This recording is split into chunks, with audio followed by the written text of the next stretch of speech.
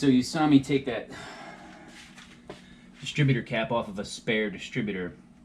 I've got it at top dead center on the compression stroke. I've got the plugs back in, and it's kind of right in the middle between this cap, or this terminal, and this terminal. So I'm gonna make this one back here, terminal 1, based on the amount of advance that I have already in this distributor. Now, a Pontiac does not, the camshaft doesn't spin clockwise, it spins anti-clockwise. So this would be 1, 8, 4, 3, 6, 5, 7, 2. So I'm going to put the number 1 plug wire on there, and then I'm going to run them all around the engine, and then we're going to see if we can't fire this puppy up.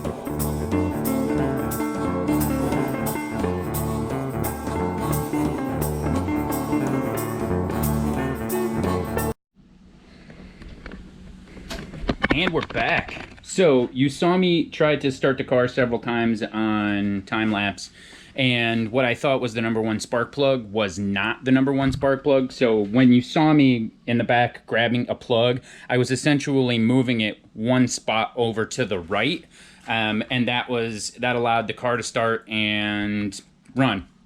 I am going to check the timing here in a bit. You also saw me adjust the float bowls. I like to let the car run for a little bit before I check the float bowls, and these were like maxed out for some odd reason. Normally Holly or / Brawler, whoever, they're usually pretty good about checking the float bowls ahead of time, you know, to where they're, you know, set directly from the factory. Typically you want the fuel to be in the bowl right around 50% of the sight glass, and that's what you saw in the time lapse. So I adjusted those. The rear one was a little bit tricky because after I adjusted it low, it drained the bowl completely, and then I had to open it back up, which is, it's actually easier to do it that way. You also saw I had a fuel leak. This gasket right here, this metal crush gasket on the back, got warped out, and so I changed that. This is all good. That's just from before, it's not leaking. And we're good from there. So next what I'm going to do is adjust the idle. I'm going to go over how I do it. It's old school. I use a vacuum gauge, so we're going to put a vacuum gauge on the front of the carburetor. We're going to fire it back up now that she's all warmed up, and I'm going to go around to all 4 corners, and I'm going to adjust in or out to get the highest manifold vacuum that I can get. I can't remember what this was running before. I should have taken a video to see what it was. I want to say it was right around 12. I'll put the link in the description for the cam specs. This cam is very big, so I want to say maybe 11 or 12. So I'm going to fire her back up. I'm going to put the gauge on there, and then we're going to get to set in each corner for the idle, and then we'll check our air-fuel ratio on the wideband gauge in the dash before and after. In my humble opinion, this is the best troubleshooting tool you have for the car. It's going to show you valve train issues, carburation issues. It's going to show you if you have a vacuum leak. It's going to show you how healthy the engine is. This is the number 1 tool to have. If you don't have an engine vacuum gauge in your toolbox, I highly recommend you get one. Harbor Freight has them. I'll even put a link in the description. They're dirt cheap. I actually carry one in my car to while I'm driving down the road if something doesn't feel right and get out and check. Holley fuel pump has got perfect right, it's bouncing right at 7 for fuel pressure, so that's great. So we're gonna fire the car back up, and then we're gonna take a look at our AFR. Ideally, you'd like to get it to 14 something, 14.7, but I like to run this right around 12.8 to 13.2 at idle, all the way up through full throttle. I know that might seem a little fat on the rich side, but it's better to be safe than sorry in my book, especially when it's so friggin' hot down here. Running a little bit more gas will ultimately help the engine run a little cooler. You might lose a few horsepower, but so be it.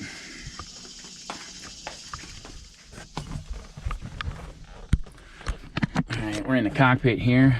Got her in neutral. Turn our ignition on. That's that mini starter.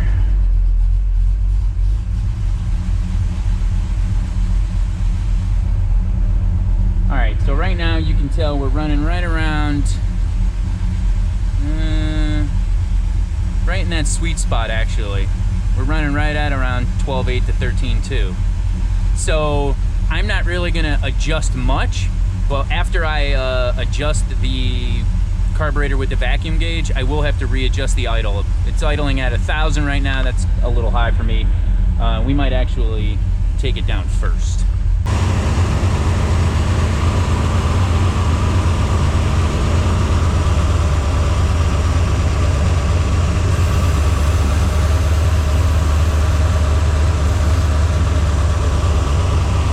So we're at 15, but remember the idle is very high at 1,000, so I'm going to turn it down to about 750.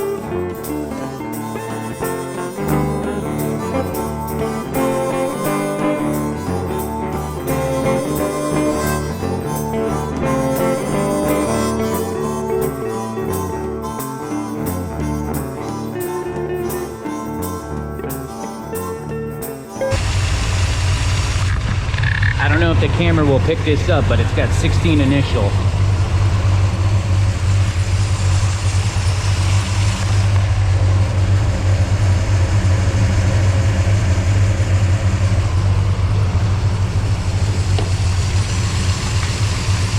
Also, the throttle return cable needs to be loosened up a little bit so it can actually pull and move around and wiggle a little bit. That's why I have to keep pushing the accelerator forward on the carburetor to get the carburetor return, you know, the throttle lever to go back to 0. Now, if you notice, our fuel pressure has already gotten down to 2.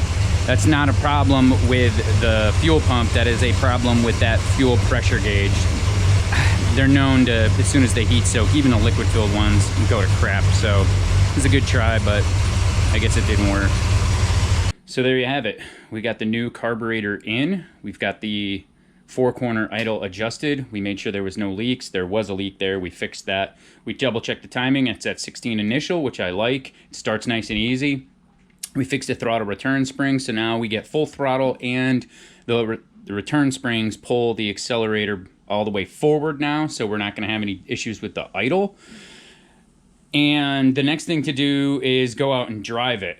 And we'll take care of that in another episode of Whatever Wednesday. And pay no attention to my shitty brake lines and crappy, you know, spark plug wires and all that other crap.